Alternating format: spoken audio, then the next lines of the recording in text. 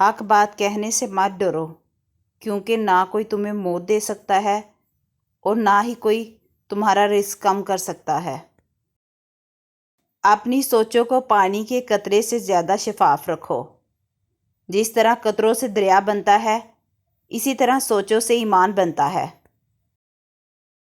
رات کا دن میں بدلنا، دن کا شام میں ڈلنا، شام کا پھر دن ہونا، دن سے پھر رات کا آنا، یہ سب دلیل ہے کہ کوئی تو ہے جو نظام ہستی چلا رہا ہے۔ ہر چیز اپنے وقت پر ہی اچھی لگتی ہے۔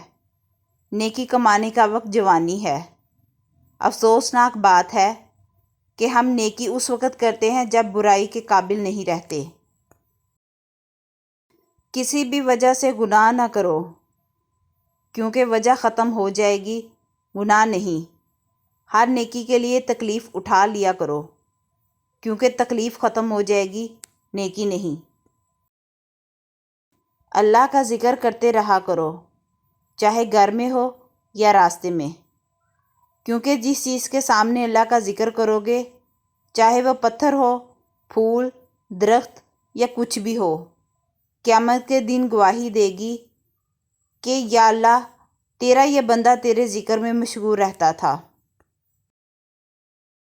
آنکھ دنیا کی ہر چیز دیکھتی ہے، مگر جب آنکھ کے اندر کچھ چلا جائے تو اسے نہیں دیکھ پاتی۔ بالکل اسی طرح انسان دوسروں کے عیب تو دیکھتا ہے، پر اپنے عیب اسے نظر نہیں آتے۔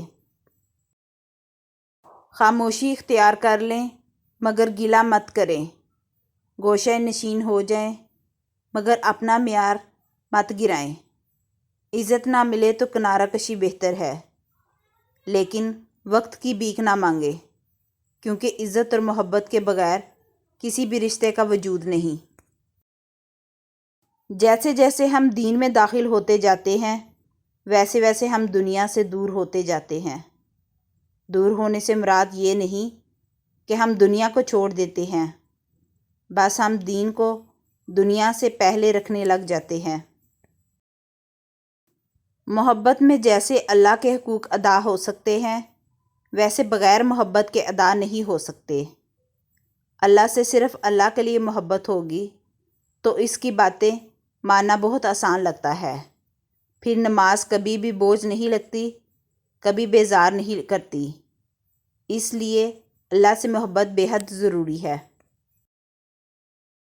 انسان کو اپنی ساری انرجی صرف اور صرف اللہ پاک کے لیے انویسٹ کرنی چاہیے۔ صرف اس کی ہی ذات ہے جہاں سے آپ کو ہمیشہ پازیٹیو رسپانس ملتا ہے۔ اللہ کو دیا ہوا وقت کبھی بھی ایسے ہی نہیں ضائع ہو جاتا۔ اللہ ہمیشہ آپ کو بے پناہ کرتا ہے، ہمیشہ۔